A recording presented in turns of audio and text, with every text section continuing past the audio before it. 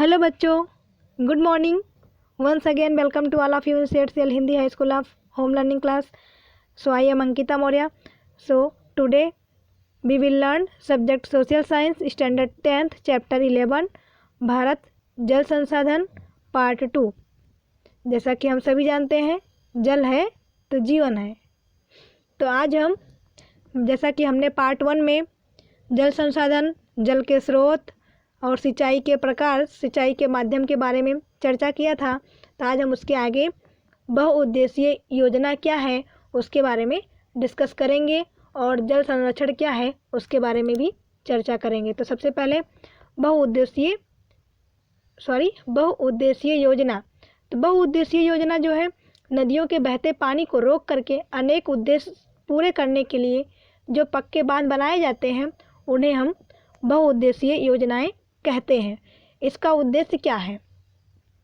तो इसका उद्देश्य जो बहुउद्देशीय योजना है, बाढ़ पर नियंत्रण लगाना, कि अगर बाढ़ आ जाए तो उसको रोक सके, क्योंकि बांध जो है, नदियों पे जो बांध बनाए जाते हैं बड़े बड़े, तो बाढ़ का नियंत्रण करने के लिए बनाया जाता है. मिट्टी के कटाव को रोकना. मिट्टी के कटाव रुकेगा तो हमारे खेती जो होती है फलद्रुप होती है, मतलब अच्छी होती है. सिंचाई और पेयजल की व्यवस्था करना. इसके बाद है उद्योगों और आवासों को पानी देना. उद्योग धंधे के लिए, आवास मतलब रहन सहन के लिए हमें जो है पानी की आवश्यकता होती है, तो वहाँ पानी उपलब्ध कराना. विद्युत का उत्पादन करना, और हमें बिजली उत्पन्न करने के लिए भी जल की आवश्यकता होती है. तो बहुउद्देशीय योजना का ये सब पर्पज है. आंतरिक जल परिवहन का विकास करना. मनोरंजन पर्यटन स्थल विकसित करना. वन्य जीव संरक्षण और मत्स्य पालन का विकास करना. ये सब हमारे बहुउद्देशीय योजना का उद्देश्य है. अब हम देखेंगे बहुउद्देशीय योजना का महत्व. तो भारत में अनेक छोटी बड़ी नदियां जो है बहती हैं. जैसे कि हम सभी, सबसे लंबी नदी जो है नील नदी है. भारत का जल परिवाह जो है बहुत ही समृद्ध है. नेक्स्ट पॉइंट है, भारत का भूपृष्ठ ऐसा है कि अनेक नदियां दूसरी नदियों से जो है मिलकर उसका पानी समुद्र में ले जाती हैं. मतलब एक नदी दूसरी नदी से जब मिलती है, इस तरह से वो समुद्र में जाकर मिलती है. इस जल का जो है उपयोग अनेक उद्देश्यों के लिए हो, इसलिए कई नदियों पर जो है बहुउद्देशीय योजनाएं बनाई गई हैं. बहुउद्देशीय अर्थात कि नदी घाटियों के साथ जुड़ी विभिन्न समस्याओं को हल करना. इसमें बाढ़ नियंत्रण, जमीन कटाव को रोकना, सिंचाई एवं पेयजल, उद्योग, बस्तियों को दिया जाने वाला पानी, बिजली उत्पादन, आंतरिक जल परिवहन, मनोरंजन, वन्य जीव संरक्षण एवं मत्स्य पालन का समावेश जो है बहुउद्देशीय योजना में होता है. ये सब इसके महत्व हैं. तो ये सब पॉइंट्स आप के एग्जाम में अगर पूछे जाए कि बहुउद्देशीय योजना के क्या महत्व है, तो आप उसमें लिख सकते हैं. अब हम देखेंगे कि भारत की मुख्य बहुउद्देशीय योजनाएं कौन कौन सी हैं और ये किस नदी पे बनाई गई हैं और इसका लाभ कौन कौन से राज्य को मिल रहा है. तो पहला है भाखड़ा नागल परियोजना या फिर भाखड़ा नागल योजना. ये जो है सतलज नदी पर बनाया गया है और इसका लाभ जो है पंजाब, हरियाणा, राजस्थान राज्यों को मिल रहा है. दूसरा है कोसी जो है कोसी नदी पर बनाई गई है या बिहार में आई हुई है. और जब कोसी नदी में जब कभी भी बाढ़ आता है तो समझ लो बहुत ज़्यादा हानि जो है बिहार राज्य को ही होता है. ओके विद्यार्थी मित्रों. तीसरा है दामोदर घाटी योजना. दामोदर घाटी योजना जो है दामोदर नदी पर बनाया गया है और इसका लाभ जो है झारखंड, पश्चिम बंगाल जैसे राज्यों को होता है कि वहाँ पे वहाँ का पानी जो है इस्तेमाल कर सकें, सिंचाई कर सकें इत्यादि में. नेक्स्ट पॉइंट है हीराकुंड योजना. हीराकुंड योजना जो है किस नदी पे बनाई गई है? तो ये महानदी पर बनाई गई है और इसका जो है लाभ जो है उड़ीसा राज्य को मिलता है. इसके बाद आगे है चंबल घाटी योजना. चंबल घाटी योजना जो है चंबल नदी पर बनाया गया है और इसका लाभ जो है मध्य प्रदेश, राजस्थान जैसे राज्यों को मिलता है. नागार्जुन सागर योजना. नागार्जुन सागर जो है योजना कृष्णा नदी पर बनाया गया है और इसका लाभ जो है आंध्र प्रदेश, तेलंगाना जैसे राज्यों को मिलता है.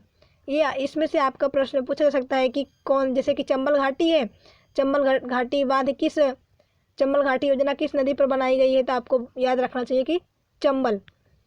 कृष्ण राज सागर योजना जो है कावेरी नदी पर बनाई गई है और इसका लाभ जो है कर्नाटक, आंध्र प्रदेश जैसे राज्यों को मिलता है। इसके बाद तुंगभद्रा नदी पर बनाया गया है। ये तो आप आसानी से याद रख सकते हो कि तुंगभद्रा नदी पर, और इसका लाभ जो है कर्नाटक, आंध्र प्रदेश को मिलता है।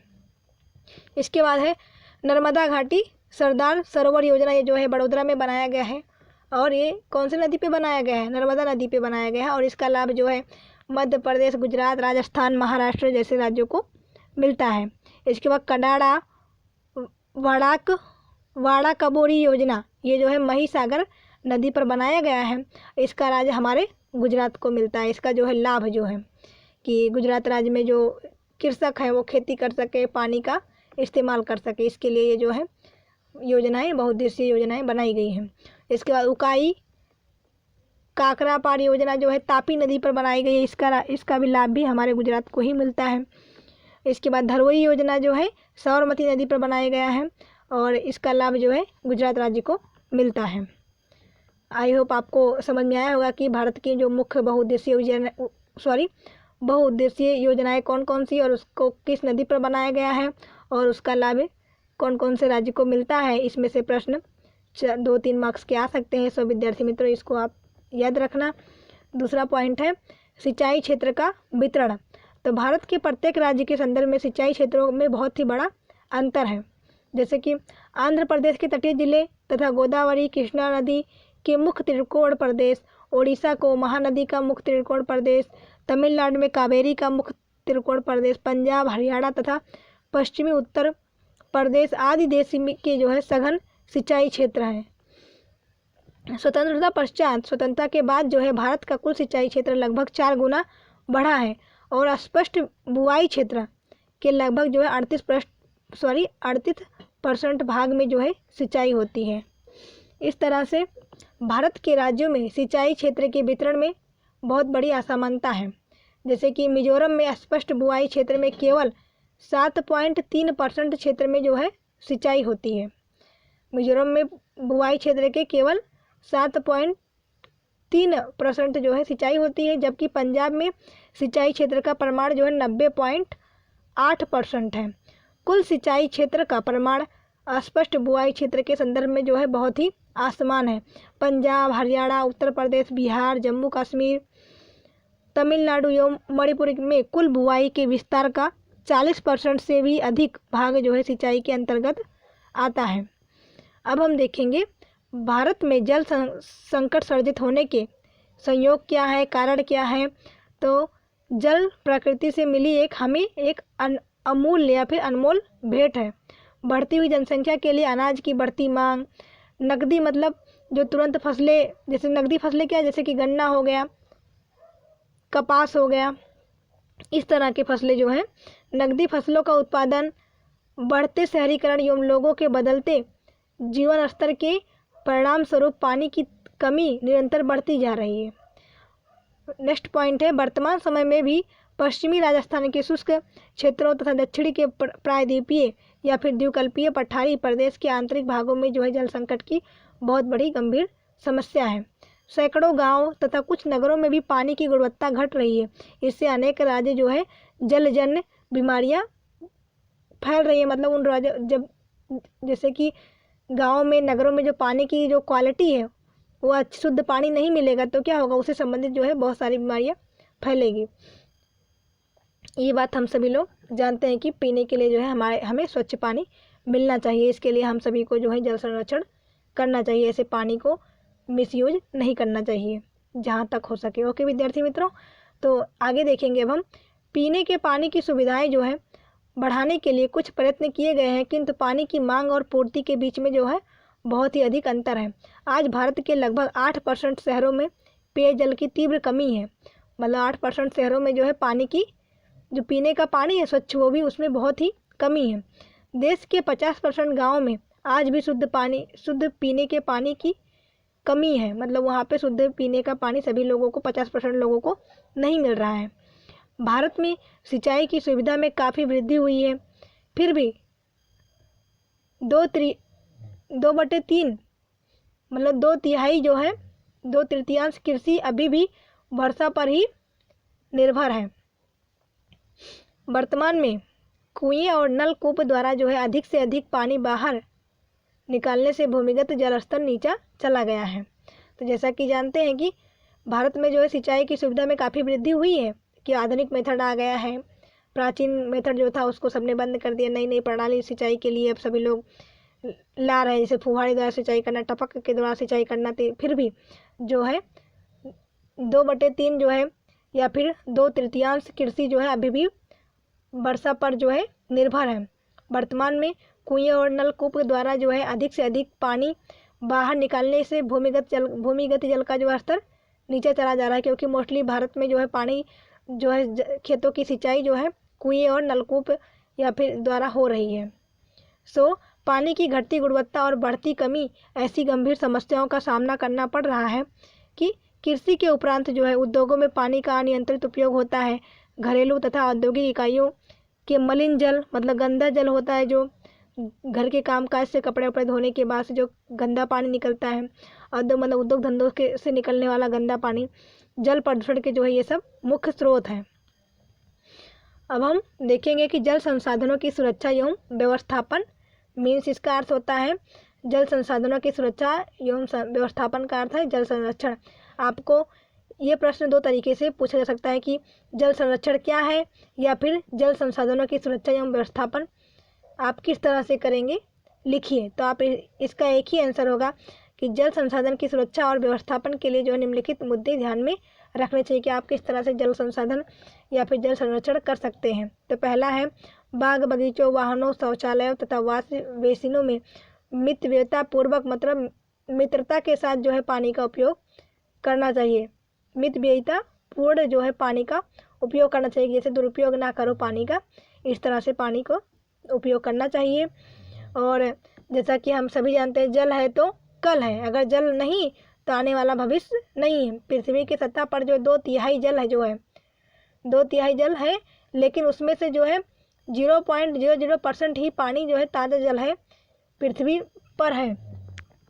ताज़ा जल अपशिष्ट ना करें, मतलब ताज़ा जो जल हमें मिल रहा है जो थोड़ा बचा हुआ है उसको जो है बेकार ना करें, बर्बाद ना करें। ओके विद्यार्थी मित्रों, तो इसके लिए समझ क्या करना पड़ेगा हमें जल संरक्षण के लिए जो है लोगों के बीच जो है जागृति पैदा करके तथा जल संरक्षण और उसके जो है कुशल व्यवस्थापन संबंधी प्रत्येक प्रवृत्ति में लोगों की जो है भागीदारी बढ़ानी चाहिए। उपयोग जैसे कि आप जल है तो जीवन है, सेविंग वाटर, इस तरह से आप कोई भी सामाजिक कार्य करके लोगों को प्रोत्साहित कर सकते हैं कि हाँ आप खुद ही अपने घर में अपने परिवार के सदस्यों को बता सकते हैं कि आप जल का जहाँ तक हो सके वहाँ तक उसका दुरुपयोग ना करें, जितना ज़रूरत हो उतना ही उपयोग करो। उपयोग में लिए गए पानी का संभव हो तो उपयोग करना चाहिए। जलाशयों को प्रदूषण से बचाना चाहिए, मतलब जलाशयों में, तालाब में, नदी में कोई भी गंदा चीज़, पॉलीथीन, ये सब चीज़ें नहीं फेंकनी चाहिए, उसको स्वच्छ रखना चाहिए, तभी हमें जो है स्वच्छ पानी पीने को मिलेगा। जल स्राव की सभी इकाइयों जैसे कि कुआं, ट्यूबवेल, खेत, तालावड़ी आदि का उपयोग बढ़ाना चाहिए। भूमि जल का उपयोग करने वाली इकाइयों की देखभाल करनी चाहिए। जल संचयन स्थलों की देखरेख करना चाहिए, उनकी दुर्दशा को सुधारना चाहिए। अगर कोई चीज़ खराब हो रहा है तो उसको सुधारना चाहिए। जल प्रदूषण को रोकना तथा पानी के पाइपों की तुरंत मरम्मत करनी चाहिए। जैसे आने वाला पानी है वो कहीं पे टूट गया है तो उसकी मरम्मत करवानी चाहिए ताकि जल संरक्षण हो सके, जल बर्बाद ना हो। संभव हो तो पानी की रिसाइकलिंग मतलब संभव हो तो पानी का दोबारा उपयोग करो। वर्षा के जल का संग्रह करना, जैसे कि बरसात का मौसम है तो आप उसको संग्रह करो पानी का, किसी भी बड़े टांकी में, कोई बड़े डैम में। जैसे अभी तो बहुत बड़े बड़े डैम बनाए गए हैं जिससे पानी का संरक्षण, वर्षा का जल जो है उसमें इकट्ठा किया जा सके। भूमिगत जल स्तर बढ़ाना चाहिए। नदी नालों के बहते पानी को रोक कर छोटे बड़े जो है उस पर बांध बनाना चाहिए। इस तरह से आप जल संरक्षण कर सकते हैं। ओके विद्यार्थी मित्रों, आप इस पिक्चर में भी देख सकते हैं। सो आई होप आप सभी को ये सेशन अच्छा लगा होगा, समझ में आया होगा। तो मैं आशा करती हूँ कि आपके लिए मैंने एक एक्टिविटी दी है, आप ये करने के योग्य हैं, आप इसको कर सकते हैं। जल संरक्षण के लिए आप क्या करेंगे, इसके जो है 5 वाक्य अपने शब्दों में आप सभी लोग आपकी नोटबुक में लिखिए। सो विद्यार्थी मित्रों, आज का सेशन यहीं पे समाप्त करते हैं। Thank you, bye bye.